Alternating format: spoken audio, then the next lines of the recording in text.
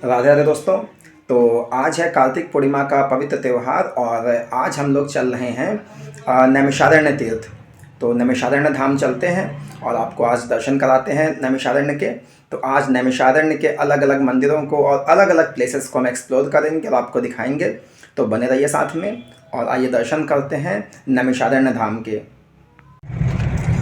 तो दोस्तों हम निकल चुके हैं नैमिषारण्य के लिए और इसके बाद रास्ते में जो भी व्यू होता है और नैमिषारण्य पहुंच के जो भी कुछ एक्सप्लोर करते हैं अलग अलग प्लेसेस को, वो सब हम आपके साथ शेयर करते हैं। तो बने रहिए दोस्तों साथ में। और ये रास्ते के व्यू को एंजॉय करते हुए हम लोग जा रहे हैं नैमिषारण्य। तो रास्ते में जो भी गांव वगैरह पड़ रहे हैं उन सबको देखते हुए और अपनी जर्नी को एंजॉय करते हुए, और मौसम भी आज बड़ा अच्छा हो रखा है और हल्के बादल से हैं, धूप तो बिल्कुल भी नहीं है। तो ऐसे अच्छे मौसम में हम अपनी जर्नी एंजॉय कर रहे हैं। और he is my brother, my younger brother, who is driving car on driving seat. So my full family with me. और ये मैं हूँ आपका दोस्त भुवनेश के साथ। और ये नैमिषारण्य में सबसे पहले हम आए माँ गोमती के पावन तट पर स्नान के लिए, क्योंकि कार्तिक पूर्णिमा का पर्व तो स्नान का ही पर्व है।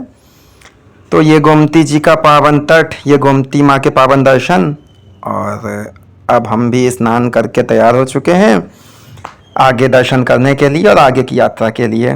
तो आप सब भी हमारे साथ इस यात्रा में सम्मिलित हो जाएं। और ये हम सबसे पहले आ चुके हैं बाबा देव देवेश्वर धाम, बाबा महादेव का पावन मंदिर। यहाँ पर भगवान महादेव के शिवलिंग की स्थापना स्वयं देवराज इंद्र के द्वारा करी गई है, इसीलिए इनको हम देव देवेश्वर के नाम से जानते हैं। तो आज हम यहाँ भी दर्शन करने आए हैं। ठीक गोमती जी के तट पर बाबा का ये धाम विराजमान है।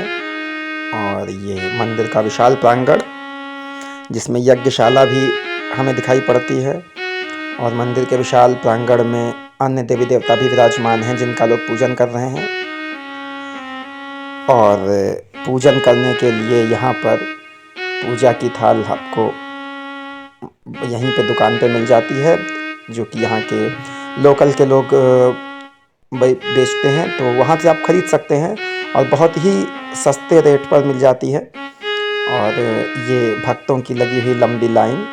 तो आज सोमवार का दिन भी है, इसलिए ये लाइन काफ़ी ज़्यादा बड़ी है। और ये हम सबका दायित्व भी है कि व्यवस्था बना के रखें ऐसे स्थानों पर, मंदिर पे थोड़ा सब्र का परिचय दें, जिससे कि किसी को भी किसी प्रकार की असुविधा का सामना ना करना पड़े।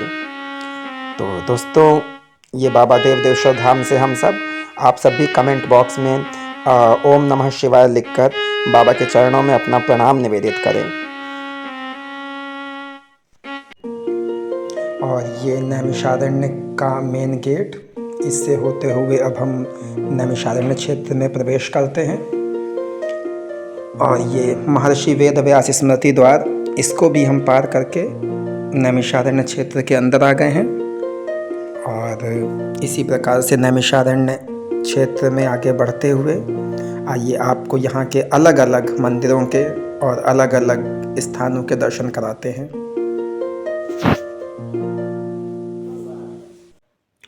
और ये हम आ गए हैं चक्र तीर्थ पर।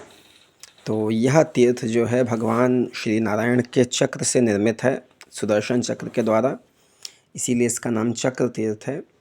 और नैमिषारण्य की यात्रा में ललिता माँ के दर्शन से पहले चक्र तीर्थ का दर्शन, आचमन और स्नान करने का विधान है।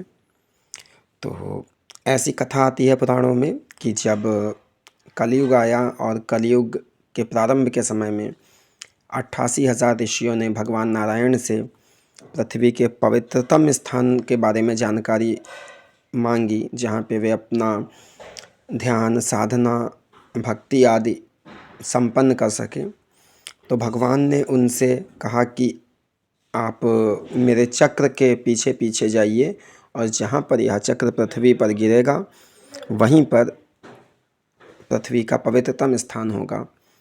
तो सारे ऋषि जब भगवान के चक्र का पीछा करते हुए आ रहे थे तो भगवान का सुदर्शन चक्र इसी स्थान पर पृथ्वी पर गिरा।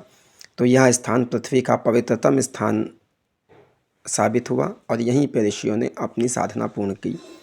और ये है चक्र तीर्थ, जो बीच में आप गोलाकार कुंड देख रहे हैं, ये भगवान श्री नारायण के सुदर्शन चक्र से निर्मित है। तो इसी में जो पवित्र जल है, इसी में स्नान करके फिर नैमिषारण्य की जो अधिष्ठात्री देवी हैं माँ ललिता देवी, तो ललिता माँ का दर्शन किया जाता है। तो आइए मन से हम भी चक्र तीर्थ को प्रणाम करें और उसके बाद हम चलते हैं माँ ललिता के दर्शन के लिए। तो ये हम आ गए हैं ललिता माता मंदिर, जो कि यहाँ की मुख्य अधिष्ठात्री देवी हैं नैमिष धाम की। तो बहुत ही सुंदर मंदिर है ये। और आइए अब हम मंदिर के अंदर चलते हैं।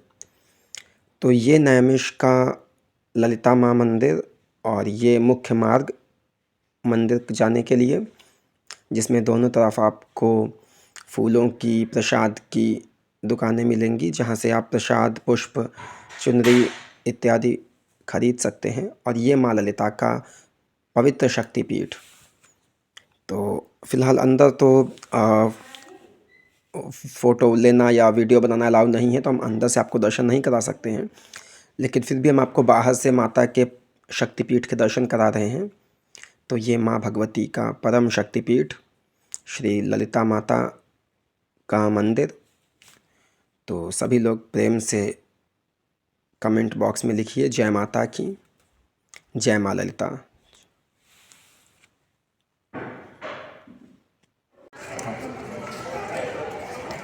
तो दोस्तों अब हम आ गए हैं मनु शतरूपा तपस्थली, जहाँ मनु महाराज और महारानी शतरूपा ने तप किया और तप करके निराकार परब्रह्म परमेश्वर को साकार श्री सीताराम जी के स्वरूप में प्रकट हुए।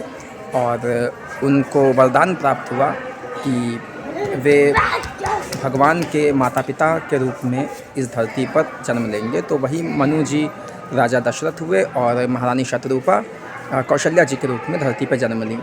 तो ये हम उनकी तपस्थली पे आ गए हैं, चलिए हम आपको दर्शन कराते हैं। और ये अब हम मनु शतरूपा तपस्थली के अंदर आ चुके हैं। तो ये पावन तपस्थली जहाँ मनु महाराज और महारानी शतरूपा ने तप किया और जहाँ उन्होंने उन परम पिता परमेश्वर को सगुण साकार रूप में प्रकट किया और वरदान मांगा कि इसी सुंदर स्वरूप में आप हमारे पुत्र के रूप में जन्म लें। तो इस स्थान पर वे भगवान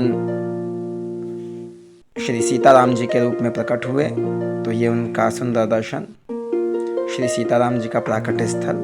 और यहीं पे उन्होंने मनु और शतरूपा जी को वरदान दिया, जो कि अगले जन्म में दशरथ और कौशल्या हुए और उनके यहाँ रामचंद्र जी का जन्म हुआ। और जहाँ रामचंद्र जी हैं वहाँ हनुमान जी तो होते ही हैं। तो ये श्री हनुमान जी महाराज।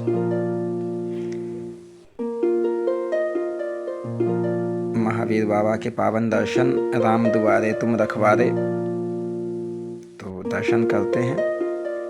और ये श्री सीताराम जी। और सीताराम जी के ही एक तरफ महाराजा मनु की प्रतिमा विराजमान है। महाराजा मनु तपस्यारत हैं।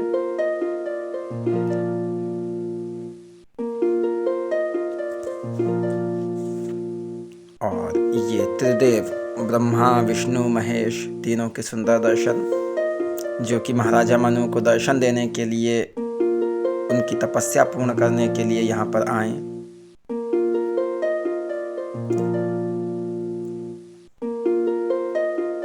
और महाराजा मनु ने उसी स्वरूप के दर्शन मांगे जो श्री शिव जी के मन में बसे हुए हैं। और ये वह प्राचीन वृक्ष, उसके नीचे गणेश जी विराजमान हैं। तो ये वो प्राचीन वृक्ष है जिसके नीचे महाराजा मनु और शतरूपा जी ने तपस्या करी। तो इसीलिए इस प्राचीन वृक्ष को बचा के रखा गया है। और ये महारानी शतरूपा खड़े होकर तप करते हुए, उनका भी सुंदर दर्शन है। तो बहुत ही पावन तपस्थली है ये, जहाँ महाराजा मनु और शतरूपा जी के तप की पवित्रता आज भी विद्यमान है, आज भी महसूस की जा सकती है। तो बहुत ही शांत स्थल, बहुत ही हृदय को सुकून देने वाली शांति। और ठीक तपस्थली के सामने ये 5000 वर्ष पुराना अक्षय वट, ये बरगद का एक प्राचीन वृक्ष है। जैसा कि हम देख सकते हैं, इसकी बड़ी बड़ी जटाएं और काफ़ी बड़ी बड़ी शाखाएं, तो इसको हम अक्षय वट के नाम से जानते हैं, और जो कि मनोकामनाएं पूर्ण करने वाला वृक्ष कहा गया है। और अक्षय वट के दर्शन करते हुए उसी के साथ में भगवान वेदव्यास का स्थान है, जिसको कि हम व्यास गद्दी या व्यास पीठ के नाम से जानते हैं। और ये श्री वेदव्यास जी यज्ञशाला, तो ये सब बहुत प्राचीन स्थान है, जहाँ भगवान वेदव्यास ने बैठकर सभी ऋषियों को 4 वेद और 18 पुराणों का ज्ञान प्रदान किया। वेद पुराण शास्त्रों की उद्गम स्थली व्यास गादी। जय हो प्रभु।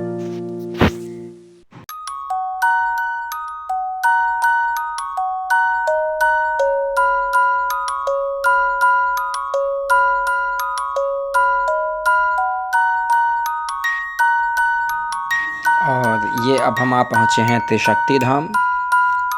ये बहुत ही सुंदर मंदिर है, जो आंध्र प्रदेश के डिवोटीज़ ने बनवाया हुआ है। तो यहाँ आप देख सकते हैं कि भगवान नारायण की और माँ आदिशक्ति की बहुत ही ऊंची प्रतिमाएं विद्यमान हैं। तो बहुत ही सुंदर दर्शन है यहाँ पर। देखिए, माँ भगवती अपने विराट स्वरूप में यहाँ विराजमान हैं, और माँ आदिशक्ति उन्हीं के अंश से सभी देवता प्रकट हुए हैं। इसीलिए माँ आदिशक्ति के स्वरूप में सारे देवता भी विद्यमान दिखाए गए हैं। तो बहुत ही सुंदर दर्शन। और यहाँ पर लोग दर्शन करते हैं, और देखिए मंदिर के चारों ओर, मतलब माँ के स्वरूप के चारों ओर ये छोटे छोटे मंदिर बनाए गए हैं, जिसमें माँ आदिशक्ति की 10 महाविद्याओं के दर्शन हैं। तो हम इनके भी दर्शन करेंगे और इनके बारे में भी आपको जानकारी देंगे। और ये माता के दर्शन प्रथम, और ये मैं आपका दोस्त भुवनेश माता के श्री चरणों में आप सबकी तरफ से माता को प्रणाम निवेदित करता हूँ। तो ये दर्शन करते हैं 10 महाविद्याओं के। तो ये हैं प्रथम महाविद्या माता। तो क्या इनका नाम है? तो ये है मातंगी माता। देखिए, ये मातंगी माता है। और मातंगी माता के दर्शन के बाद अब हम अगली महाविद्या के दर्शन के लिए चलते हैं। तो ये दूसरी महाविद्या, जो कि त्रिपुर सुंदरी माता है। तो त्रिपुर सुंदरी माता के सुंदर दर्शन।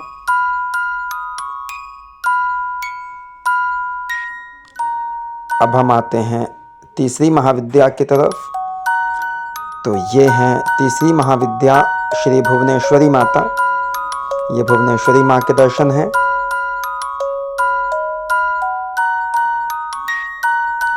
और इसके बाद हम बढ़ते हैं आगे। अगली महाविद्या माता जो हैं,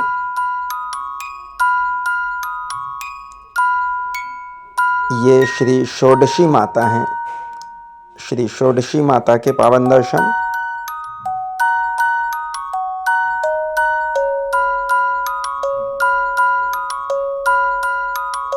और इसके बाद ये हम दर्शन कर रहे हैं श्री कमलात्मिका देवी, श्री कमला माता के। तो ये भी माता की 10 महाविद्याओं में से एक है।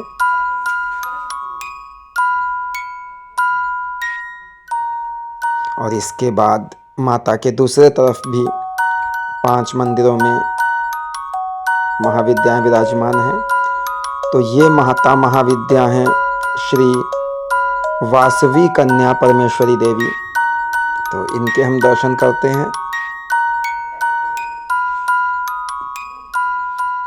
और इनके बाद अगली महाविद्या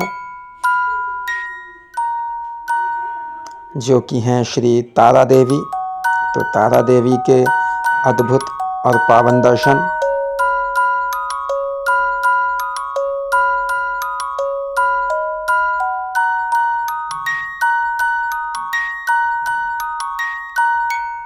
और इसके बाद हम आगे बढ़ते हैं। ये है माता छिन्नमस्तिका। छिन्नमस्तिका माता अपने ही कटे हुए शीश को अपने हाथ में धारण करती हैं। तंत्र साधकों के लिए प्रमुख देवी। तो माँ छिन्नमस्ता के पावन दर्शन।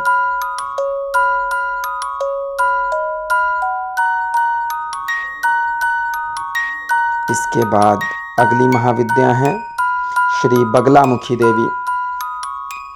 वाणी की अधिष्ठात्री देवी हैं ये बगलामुखी माता। और इसके बाद ये अंतिम महाविद्या 10वीं महाविद्या श्री धूमावती माता। तो धूमावती माता के दर्शन हैं यहाँ पर। तो इस प्रकार से हमने 10 महाविद्याओं माता के दर्शन किए और सबके बीच में विराजमान माँ आदिशक्ति के पावन दर्शन। जय माता दी। और फिर फाइनली हमने यहाँ पर एक शिव सरोवर नाम से एक पॉन्ड है जिसके बीच में एक कमल की आकृति पर भगवान शिव माँ पार्वती के साथ विराजमान है, वो देखा। तो ये चारों तरफ ये पॉन्ड है और जिसके बीच में ये कमल बना रखा गया है और ठीक उसके पीछे ये एक आर्टिफिशियल वाटरफॉल बनाया गया है, बहुत ही सुंदर। तो ये वाटरफॉल से जो पानी गिर के आता है ठीक वही पानी नीचे पॉन्ड में आ जाता है। तो बहुत ही सुंदर आर्टिफिशियल वाटरफॉल। तो आइए इस वाटरफॉल के पास में चलते हैं। तो ये हम आपको दिखा रहे हैं वाटरफॉल बहुत ही करीब से। हालांकि ये आर्टिफिशियल है लेकिन किसी भी तरीके से ये रियल वाटरफॉल से कम नहीं लग रहा है क्योंकि सारे पत्थरों को उसी तरीके से एडजस्ट किया गया है। तो काफ़ी सुंदर प्लेस। और ये वाटरफॉल इस जगह को बहुत ही अच्छा लुक दे रहा है।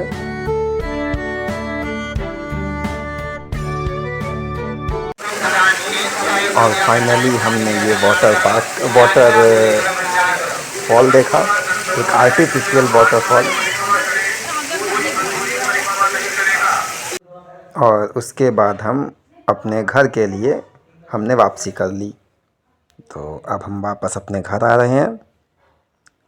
तो चलिए वापसी करके घर में मिलते हैं आपसे।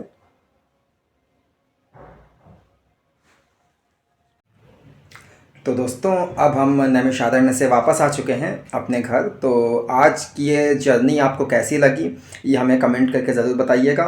और दोस्तों अगर अभी तक आपने हमारे चैनल को सब्सक्राइब नहीं किया है तो कृपया इसे सब्सक्राइब कर लीजिए और साथ ही साथ इस लिंक को अपने दोस्तों से, अपने रिलेटिव्स के साथ में शेयर करिए जिससे कि अधिक से अधिक लोग हमसे जुड़ सकें और हम जो नए वीडियोज़ बना के अपने चैनल पे अपलोड कर रहे हैं वो सब भी उनको आसानी से मिल सकें।